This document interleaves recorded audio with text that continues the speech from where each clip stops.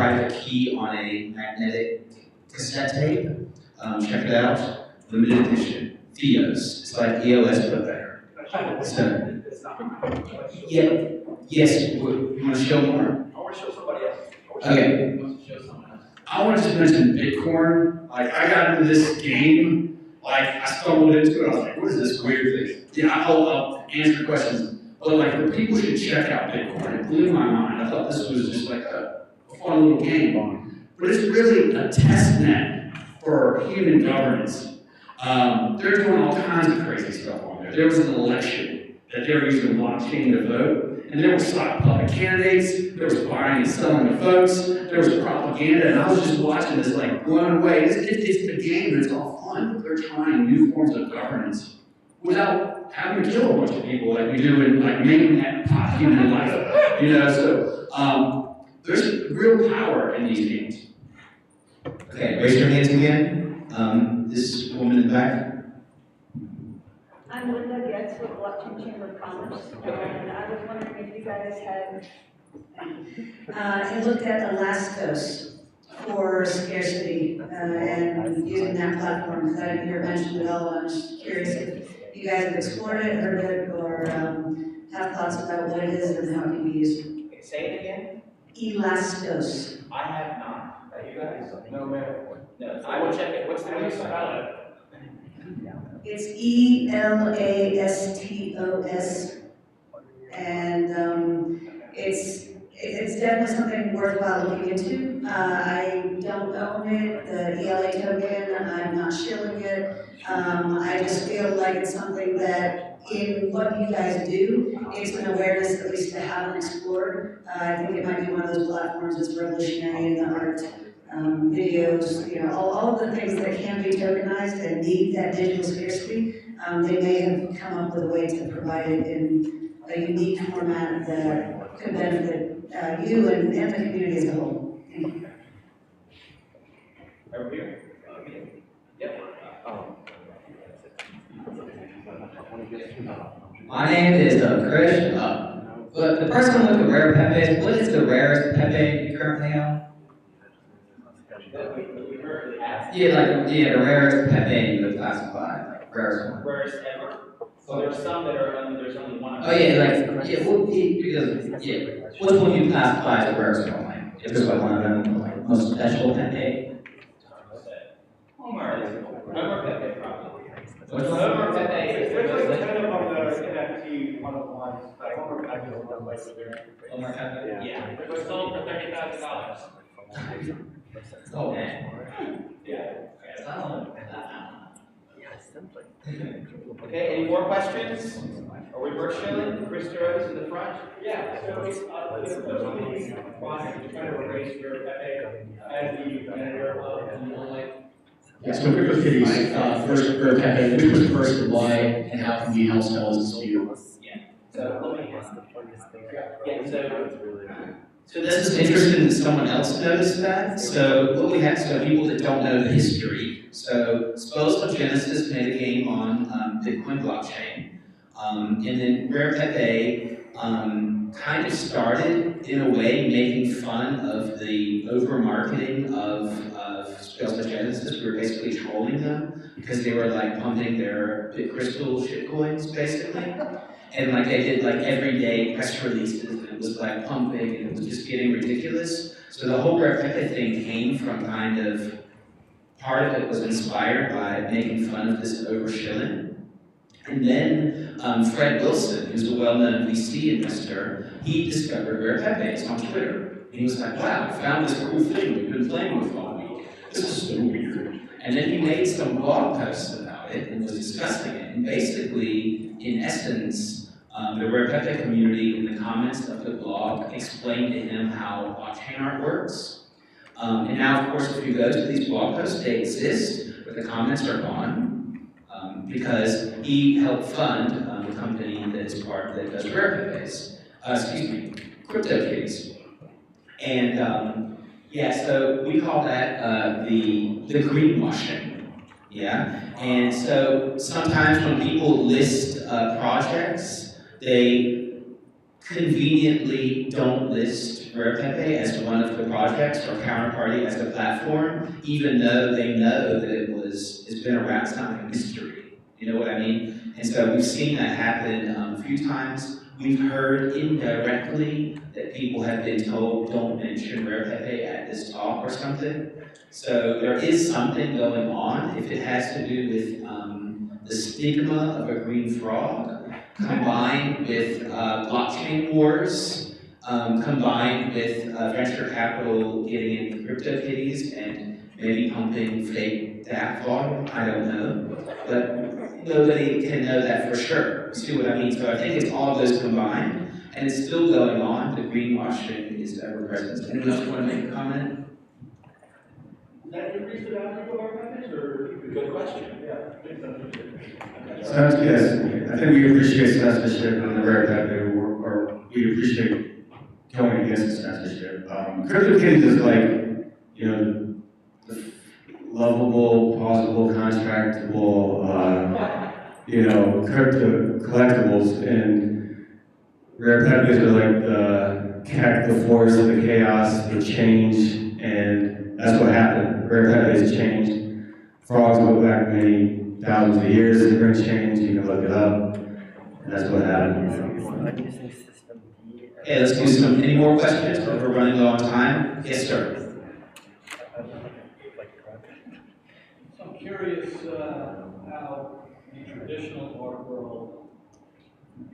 how the traditional art world will adopt blockchain technology. So, you know, reading articles or whatever, and they said that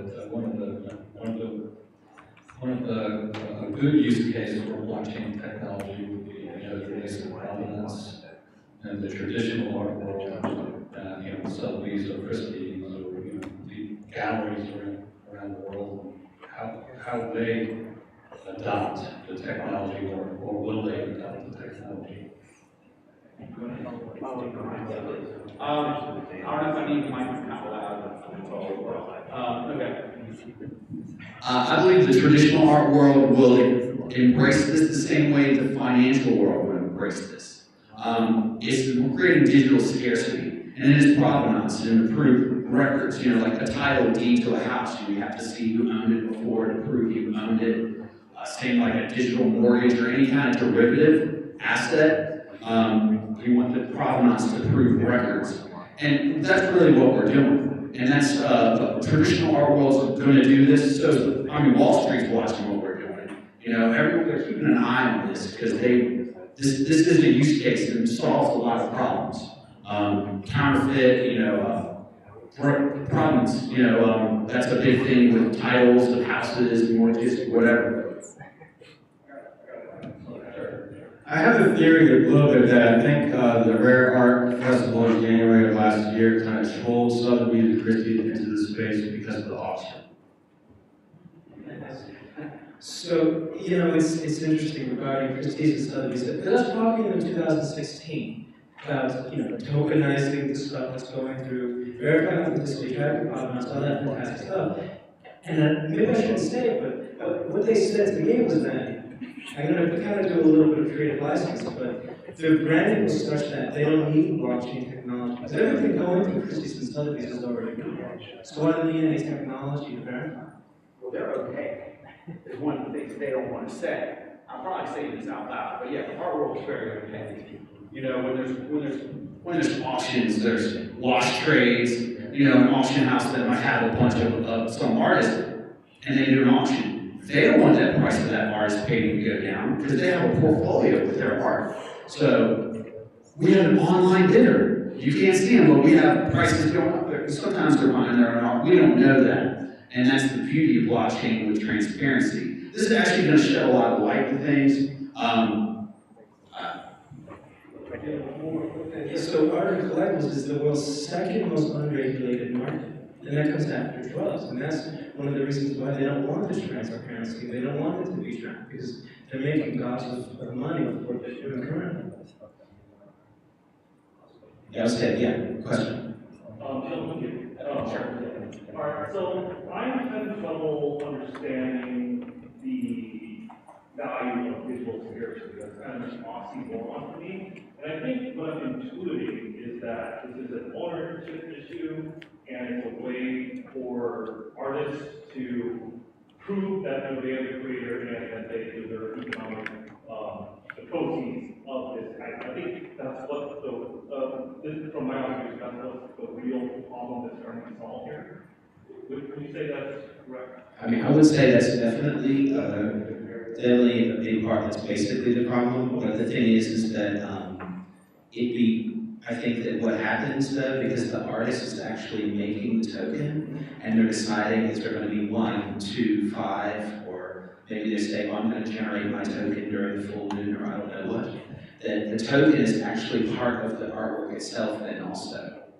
But yeah, it is, so it's like, I mean, I can have a sticker in my sticker book, or I can take a picture of the sticker, but I don't have the sticker unless I have the sticker in my sticker book. So it's kind of like the token. Yeah, but it still would be if I had a digital sticker book. And I need the token to see it, So you can. So that's, I mean, you can. But you don't have, what do you have? I'm trying to maybe address this problem in a more substantive way. Is that I mean, the DSP community, they did this to increase officers, the amount of data that you can store into a transaction, you want to think about it. And people are uploading JPEGs, pictures, JPEGs, GIFs, streaming videos into the blockchain and showing comments that I uploaded this first.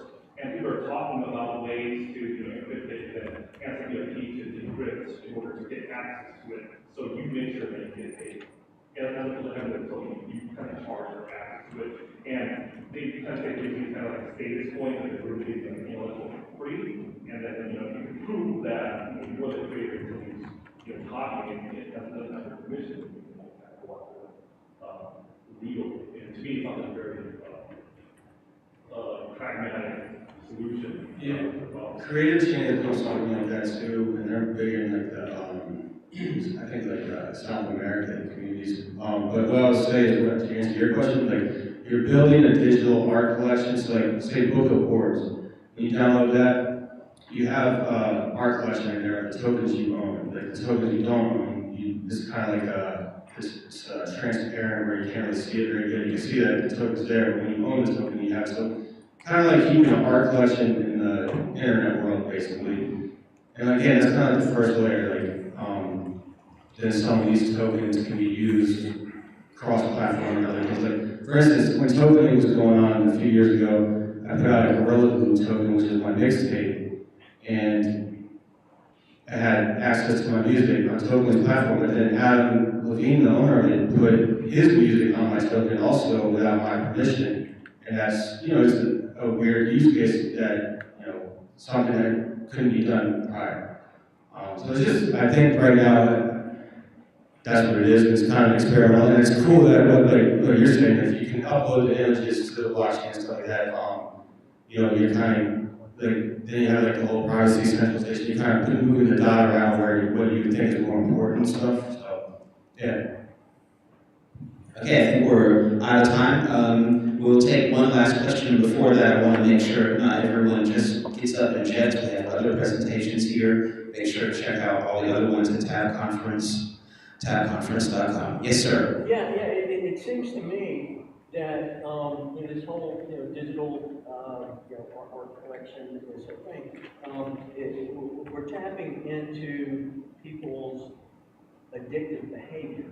Right? And if you think about the, like stamp collectors or rare coin collectors or artwork, right? It's like, why do they feel like, I'm the one guy that has this one rare stamp, right? And so the thing that took me a while to wrap my head around, I had to actually, sit and I had to have a coworker, play around and for hours watched her. On crypto case, and I'm like, what are you getting from this? I don't understand it. And she's like, I don't really understand it, but man, I gotta get that.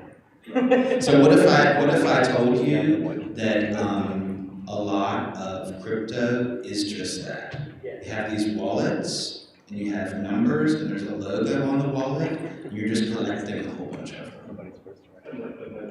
It's kind of, it's mimetic, yeah. And it's yes, totally. And all coins have their own little logos, and you get their little community, and you're like collecting a bunch of them, and you have all these numbers. So there's not a whole lot. It's not so far away to do it as art too. You see what I mean? Just even Bitcoin itself is like kind of like a collectible. Yeah. Okay, are we good? All right, thank you everyone. Introduce themselves in a quick manner, because at the very end of the panel we'll have a big show where you can show something. But now just give us your basic title.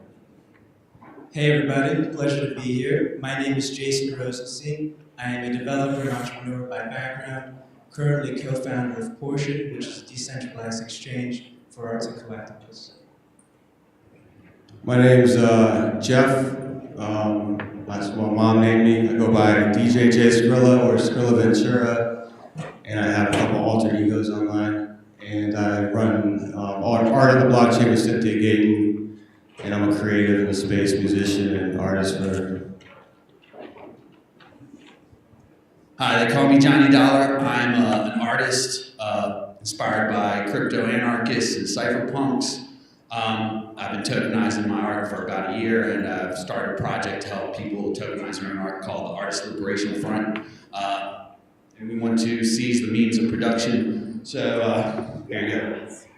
Okay, right on. So just a real quick breakdown. Maybe some of you have heard of Rare Pepe, CryptoKitties, or other things. We're just that's the relation of tokenization of art, whether it be digital, physical, or conceptual, otherwise blockchain related. That's what we're talking about. So Jason, tell us, what was the first time you saw or heard of a blockchain token having something to do with art? And what was your impression? You think that's a scam, that's complete bullshit, or this is the best thing since sliced bread? What do you think? It was the best thing since sliced bread. For me, it was the Rare Pepe project. I think that really exploded the entire crypto art to begin with. It really started there. I was looking for something to tokenize physical assets. I was looking at counterparty. Rare Pepe came up. I was really involved in the project, really just fantastic stuff happening there. I wasn't an artist by background, but I was creating these Rare Pepes and monetizing creations. So that's where it really came into existence. How did I get into blockchain? My first blockchain thing? Yeah, like the first And blockchain art. art. Yeah, it was definitely Rare Pepes. I got into the space doing a Silk Road album in 2014, looking to sell my music for Bitcoin, and then I couldn't figure it out. And then I found the Rare Pepe stuff, and I kind of really went down the rabbit hole. That was in 2016. I found out about it listening to these guys talk last year in New York at the Blockchain and Tech.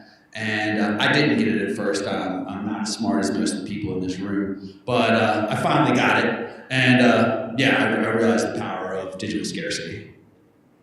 Yeah, since you're not as smart as most people in the room, they might tokenize your hat when you're sitting here. So watch out. Watch out.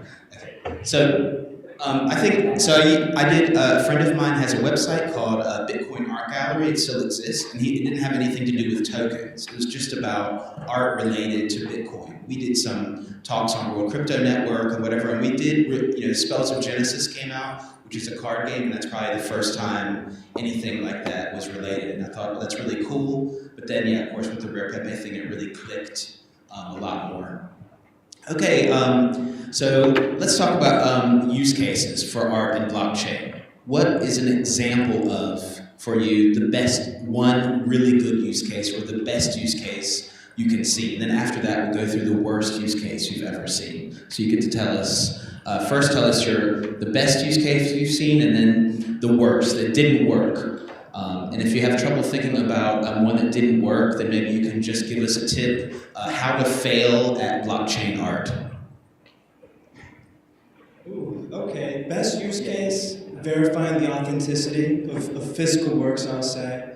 Right, we can connect the physical work to a token in some manner. There's a couple ways that it's being done. We can track the provenance with that certificate, that blockchain certificate representing the physical good.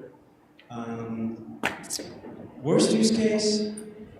Worst use case for how to fail at blockchain art. How to fail? Wow, nothing comes to mind immediately on how to fail. I mean, people always ask me, what's the best use case for blockchain, right? What's the best app? And I tell them, it's blockchain and art. It's a beautiful intersection. There probably is something bad that's not coming to mind. Hopefully the other guys have something.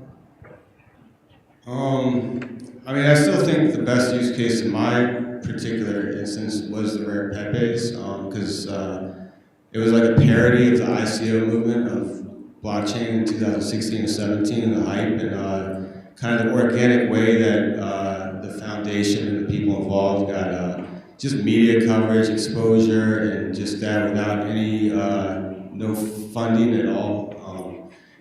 It was cool, and I liked the way the ideas were coming out in the chat room, the Telegram chat room. Some of the it was pretty much like I was in a ton of Telegram chat rooms, and it was like when noon, when pump, when all this crap. But in that Rare Pepe room in 2016 and 17, it was probably the most informative. You know, besides there's Coin Dojo and some other ones that were really good, but as far as like, there was a lot of like art, blockchain, music, and beyond, just and even other stuff, and societal stuff, just talking. It was really good. And a lot of people be like, oh, Rare Pepe is this or that, but you can go look at those chat logs and you'll see what Rare Pepe is really about. It's about innovation.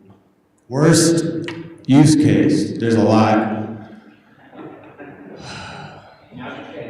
I'm not chancing anything, but what I would say is that I'm not going to go with worse. What I will say is I'm just not a believer all the way in physical and digital blockchain because of the human input still. I like that people are experimenting with it. I hope that they can figure it out. That'd be cool. But I'm not all the way there yet. And so that's where I'm at. I think the best use case is the rare art or the non-fungible token. I think we're just scratching the surface of what we can do with that metadata. And I believe just, tokenizing art is just like paperwork. Really what we can do is, like have interactive tokens that work with contracts, maybe make generative art, like tokens that interact with each other. Different tokens in a wallet will make that wallet react different. I'm kind of like riffing here. I'm really thinking about conceptually using the blockchain as a medium, not just as a way to make digital prints, which is cool, which is great. Worst use case, tokenizing physical objects, I believe I don't philosophically understand it. Like, it's not like the movie Tron, where, we go into the digital world. I still don't see the link. I could elaborate on why I don't understand it, but if someone asks. Okay, good. So, and some people might be asking themselves how this works. What's the point? Because, so you have a digital picture, and you have a token that belongs to it, right? But you can take a picture you can copy a digital picture, right? But you can't copy the token. So how is this supposed to work? So I want, there's different ways how or why it should work. And I want everyone to say, what they think of that. What they think is a good practice on how to do it. So I'll just give a really quick story to give you a background. Back in the olden days of blockchain in 2016, that when Rare Pepe came out and there was a post on Bitcoin Talk, one of the first things that happened was someone posted a picture that was similar to another card, but it wasn't on the Rare Pepe directory. So it was the first so-called fake rare that was kind of like not authorized, essentially. So it wasn't part of the art gallery, and they said it was, and you should buy the token.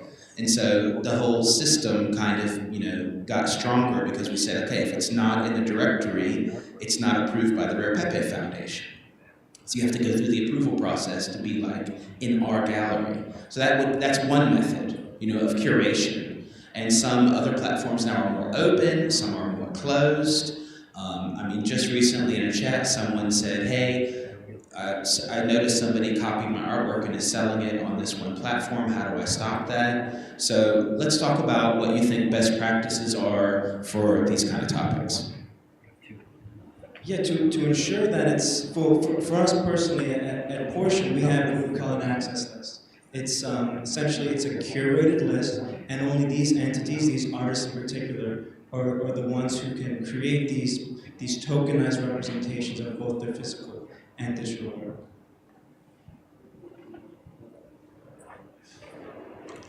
So yeah, I looked at, all right, so the platform stuff, like Super Rare, Rare Pepe, Bitcoins, Rare Art Labs, Portion, etc. Well, I don't know, I'll take that back. All right, let me go a step back. Like, Rare Pepe was a centralized database where you could be a decentralized kind of thing where the artists from anywhere could submit whether you knew who they were or you didn't know who they were. Now, it's gotten to the point where KYC and stuff has come into a lot of play with these companies that have investments. And so it's kind of become like just a more centralized thing. Decentralization and centralization is a whole other topic. I think the decentralization part is not quite as important. Like I've issued tokens, a number of tokens just through my site, rarescrilla.com. So if you go to rarescrilla.com, you'll see tokens that are not on Rare Pepe, they're not on Bitcoins, they're not on Super Rare, etc. They're issued, they're on the DEX, and you'll see, and I have a wall of crypto art, and that's where the image is. So when you buy the token, it takes you to the exchange, you can see the provenance and the chain of custody, etc. when I made it. And that's kind of the verifying. Now, if Rare Scrilla goes down and you buy that token for that image, then what I basically say is that the base layer, and what I really promote is one of my artists called DJ Pepe. He's a blockchain artist, and I'm not trying to show right now, I know it's towards the end. But to give it, what I'm trying to say is like he had, like right now you can, if you have a token, you can access music. But the basic layer of what it is an alpha swag badge on the blockchain. Like it's like kind of buying, if you bought Supreme in the 90s before it got popular, like you're one of the people that, it's like having a John Coltrane record or something. It's like, you're like cool. It's like showing like, all right, I know what's going down. There's only 169 of these, and DJ Pepe is like the ultimate alpha figure of Bitcoin. So I want that. It kind of, it's like a swag badge pretty much. So that's kind of how I look at these things. And then the art, utilities, and all that stuff that you can put on top of it. The gaming stuff is really cool that Jonny mentioned, like some of the, I think the VR galleries and stuff, they're incorporating stuff like Coin Artists is doing with Neon District and stuff, and that's like all like the next tiers. But the very basic layer is kind of just like, I'm hip to Bitcoin, I'm hip to XCP, I like DJ shit, and that's where I go with that, you know? I kind of forgot what the question was, but it was about platforms, like What's the best way to do it? Like just release your own stuff, do it on a platform. okay, see, if you use a platform, which are great because they're curation, like a gallery, and they have their space, they're very important. But if the artist has his own contract that births these coins or these tokens, then there's no counterfeiting. You know it's in his contract. Because if I just say, or somebody just says it, you have to trust them. You know, and this is a space of, we're not here to trust, I'm not, you shouldn't trust me, I barely trust myself, trust the blockchain, trust the contract. Okay, good. So, is the token a representation of the art, or is the token part of the art itself? The token is the art itself, in my opinion. There's a lot of ways to do it. You can embed a hash of the art into the token. The token becomes the art. You can store it on your phone. You can show it to your friends and your family right from your phone. I think this is really where technology finally merges with art in a really efficient manner. I think you might have the same opinion because you've heard it here, but I kind of feel the marriage of the art and the token together is what the art is. You can have the art, but if you don't have the token associated, you don't have the full package. You can have the token, but if you don't have the art, you don't have the full package. It's kind of like this is a marriage of both things. And it's also like a patronage. Like, I bought this from him. Yeah, it's available, I can screenshot it, but it's the same thing as the Mona Lisa. There's Mona Lisas or, hanging in the bathroom in an airport, but it's not the Mona Lisa, you know? So it's kind of wrapping your head around that. When talking to artists, that's kind of the hardest thing to get. I think the barrier is that aspect of what is it? Why can't I just screenshot something? And yeah, so I think it's like the artist is saying, this is my art. It's the art and the token, and that's what the art is. Yeah, I think it could be a lot of things, it's not just one answer. Like, I mean, what Theo's doing is, I'll call it conceptual, it's bleeding edge, cutting edge ideas of what we can do with this, you know. I would say if you're doing something like, you know, DJ Scrilla, they're trying things, you know. I just draw pictures and tokenizing them, and, you know, making like a digital lithograph is how I think, like, you know, limited edition prints. That's how I'm seeing it, as well as, you know, I talked about we can do other things with the metadata. But yeah, they can be access tokens, like Scrilla's talking about, like you get his music, like it can be a lot of things. You know, just as art can be a lot of things, like they can be expressions, and express different ideas and explore new territory. So it's not just one answer. Okay, so what's more valuable? Certified rares or fake rares? I guess it depends what platform it's on. You know, there's a lot of contingencies here. Usually, generally, obviously, it's the certified rare that has the value trades on the exchange and has liquidity for the most part. Yeah, generally that's true, but there's been instances where a fake rare could be more valuable. It really is just it's kind of like the antagonist marketing of it. Like, all right, this entity rejected my card or my token and didn't put it in their database, so I'm going to put it out and I'm going to go and market it myself and either try to fool people or just kind of be, you know, a thorn in the side. There's a lot of that, or there was a lot of that. I don't know how much of that is still going on, but yeah, I think that you know, the provably rare stuff is what makes some of the, like when you talk about rares, like you have a fake rare. Honestly, it's marketing. If you have a fake rare, you market it better than the rare, you can definitely be more valuable. Like it's just like how you present it to the crowds. Yeah, I mean, faking something could be art in itself. You know, totally, like how the artist did it, you know, you could do it better, you know, if Banksy or whoever painted a bad copy of, who's the painter of light that has in everyone's house, Kincaid. Yeah, if, you know, if somebody did that, yeah, the fake would be way better than the original, in my opinion, you know, it can be art, you know.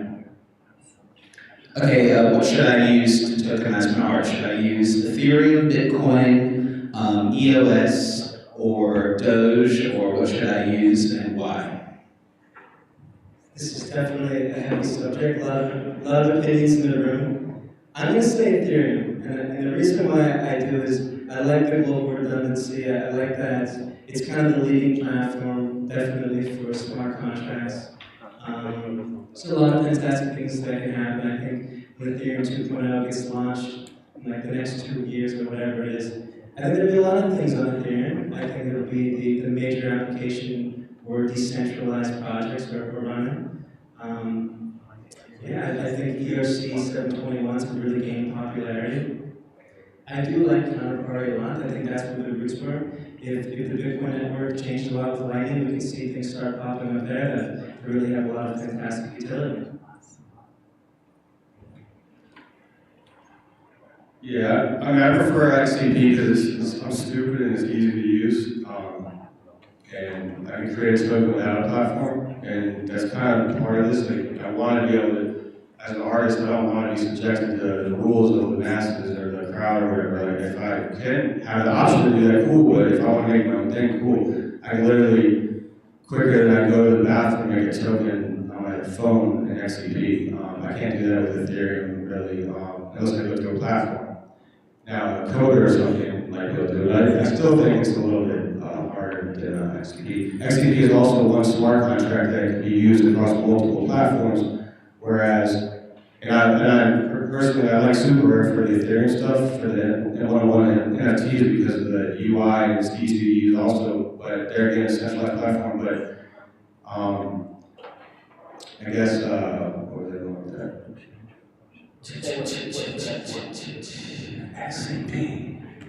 Oh yeah, that's what I was saying. With super rare, one of their smart contracts says that when you sell back, right? When you buy something, if I buy your piece, right, and then I sell it, then you get 10% of that sale forever. But if I go to OpenSea, that contract doesn't work the same. So that's why I like XCP better, because across all platforms it works the same. With Ethereum, it's still a little more nuanced. You know, I wrote an article because I tried both. And you know, counterparty versus Ethereum, because they had the biggest communities. And I decided I'm using both for different things. You know, they have different features that could be considered flaws depending on the use case or the scenario. But that same flaw could be a great feature depending on what you're trying to do. Like counterparty is incredibly powerful. Like you can make assets and sub-assets and distributions. I made a $Johnny token that is an art subscription token. I made like a little economic little game, like I can buy them back and play with the market. And then like you say, I like the ERC 721s, and like Scrilla was saying, it's super hard. I had a friend help me. And then we get an open source tool, so it's really easy just to push a button, like make it. And it's cool because there's standardization, and it allows like you make a token and use this standard. It'll by design work on OpenSea or all these different marketplaces and wallets. Versus counterparty, it's code as law, seems to be the kind of mentality behind it. Everyone, do it the way it is. And there's no standardization in use case, which is fine, but I'm going to use it for something different. So, but. Okay, great. Since I guess we have time because they just left. So what do you guys think of, so you just mentioned that if you wasn't OpenSea, that you can set it so that if it's sold on the aftermarket, then you get 10% kickbacks, is that right? Not with super rare, that's Okay. part of the draw. Just a second. I'm moderating. So you'll get a chance to speak in a second, So basically there's a big discussion on if that's a good model. So people really don't, like there's a kind of distrust of the art aftermarket. And now this distrust has gone over into the tokenized art world, like, oh, we don't like the aftermarket, it's just speculators and the artist doesn't make money, so we want to make it in a smart contract that every aftermarket sell is then there's like a kickback that comes back to the artist. And I just want to know what you guys think of that, and if you think that's cool, or do you think that just inflates the price anyway because it's gonna be built in, or do you think this is a good feature? Do you think it's something that artists want and that we need? I think royalties are absolutely something we need, something that most artists most likely want. The thing with Ethereum and not being able to get those royalties on all the different platforms is definitely not perfect. Like we're building in a way to have royalties, and like the artist can set a percentage. If I wanted 1% and if Theo wanted 50% royalties, he can do that. But the problem is on any platform like OpenSea, that's not enforced. So while it's not a perfect situation, it still is having the mentality of being centralized and giving people the choice how they want to trade this particular piece of art.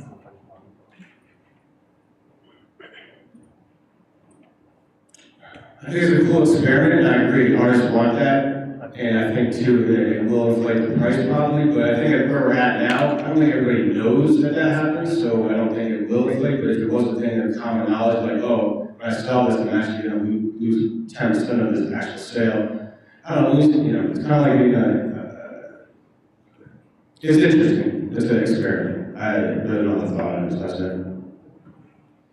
As the artist in me likes the idea of more money, but the crypto anarchist in me thinks it's complete bull. Because if you own this, I'll just take it peer to peer and sell it to someone else. You know, is the contract built that every time it changes addresses, a fee goes to the original contract holder and then they disperse it? It's kind of like, I like the super rare, beautiful aesthetic, they have some good art on there and they're doing good work, but that model is, hey, let's make this wall a little garden, and now you're our artist in here, and you guys stay in here, and everyone has to buy in here, and we get our cut. Yeah, I like the idea that, you know, I make a token, it can go here, here, here, wherever it works. You know, it's its own thing, it doesn't need a garden. And on a side note, you know, if I build a house, and I hire an architect, and I sell it 10 years later, does that architect get a cut? You know, like, it's mine. Like, I sold that token, it's yours. Yeah.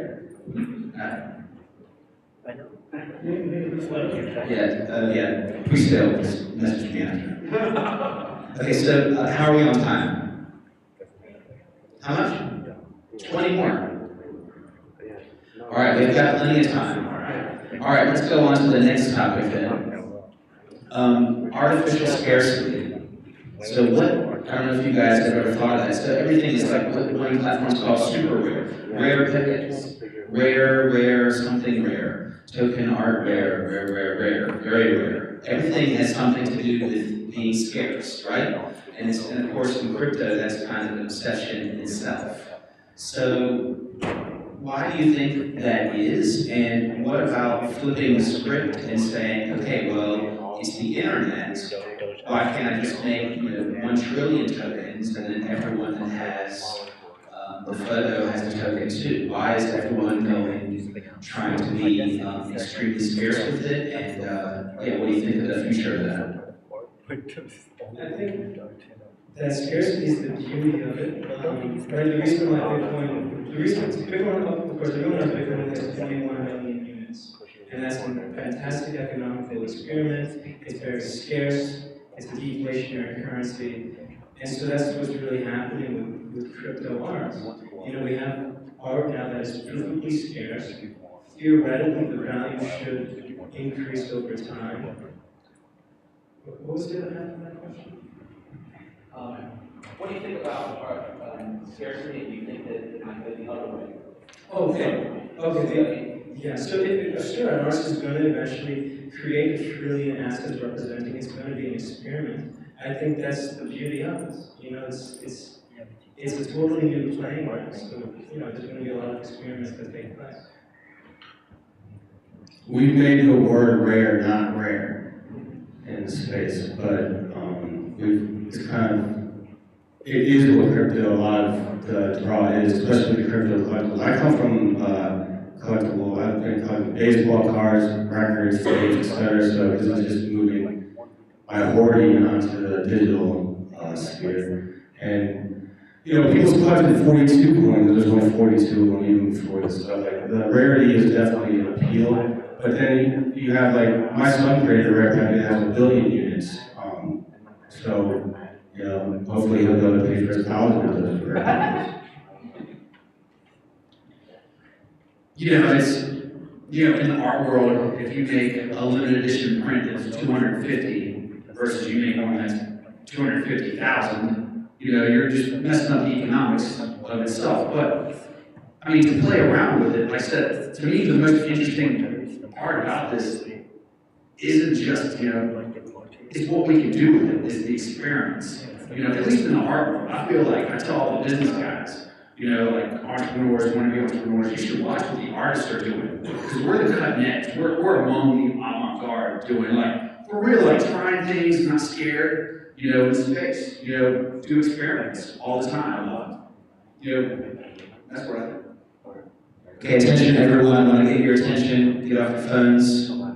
It's now time for the big shill. Everyone gets a chance to shill something here on the platform, and I want you to please put your phones down and pay attention. We're going to go in reverse order since we've done Jason every time, so Johnny Dollar. You can shill Johnny Dollar token, or you can shill one of your paintings outside, tell us the story of it. Go. Hi, my name is Johnny Dollar. Welcome everyone, it's a pleasure to be here. So I'm a painter and an artist. You see my paintings out front. I think you should check them out. They are crypto inspired, or by the things that inspired crypto. My real name is obviously not Jonny. You may notice on my paintings, I sign my real signature, and I put a piece of masking tape over my signature. It's masking tape encryption. Then I sign my Jonny Dollar. And if you ever wonder who I really am, you can just rip off that tape and see my real identity. It's just a metaphor for a false sense of privacy. You know, I came to this with privacy, and that's kind of what I'm doing. So I've been tokenizing my paintings like limited edition prints. I have a book out there, tokenized. You should check it out. The interesting thing I'm doing is the Jonny Dollar token. Like I said, it's a art subscription token using Counterparty, where holders get distributions all the time, you know, semi-regularly from me, and I get to play around with that. It's, like I said, if there's too many of them, I'll make a limited edition piece that's only available for Jonny Dollars to bring them back in. I'm experimenting with it, like I said, playing with economics, and that's it. So yeah, I have Scrilla.com as where all my crypto art music stuff is, and I have a couple projects there. The main entity that I've been focused on is kind of marketing DJ Pepe, and just trying to do weird stuff with him. We just put out a video today that came out called DJ Pepe versus the SEC, and it's life-size DJ Pepe walking through the streets of Miami, getting harassed by the SEC, and explaining why he is not a utilities token. And I don't believe art is utilities tokens generally. The SEC just came out with a statement yesterday, the commission that kind of supports that. Thank you. And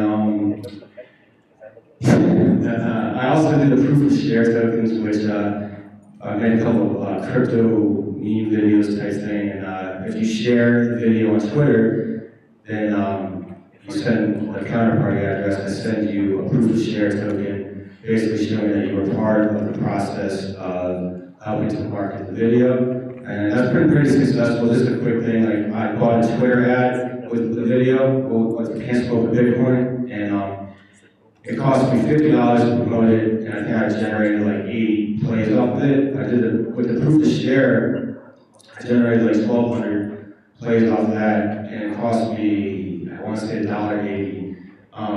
It's a niche thing, don't get it twisted, this isn't really that scalable, but it's kind of something I'm just kind of experimenting with. So everybody check out Portion.io. This is an exchange for arts and collectibles. Essentially, it's a stock market, so we have bids and asks for different arts and collectibles. We have fantastic digital artists, fantastic physical artists, and we've recently launched this feature called Drops. It's going to be gamified pretty soon, so people will be able to win some ether, they'll be able to win some high-value art and different collectibles. What immediately comes to mind, we have a collectible coming out. It's the Elon Musk flamethrower. We've been having a little bit of fun of that in the office lately, but that'll be on the rest of the job. On the office roof, we got some pictures. So yeah, it's physical art, it's digital art. We're building out the royalties feature soon for artists to get a cut for every time it's exchanged on the platform. Right now, there's no fees, 3%. It's totally decentralized as much as it can be. So it's 6 smart contracts to make the entire thing possible. So please check it out, Portion.io. Okay, great. And now it's your turn. If you have questions or if you want to try to reverse shill us, you can. What? Oh yeah, everyone come to the Bitcoin stand. I have the first ever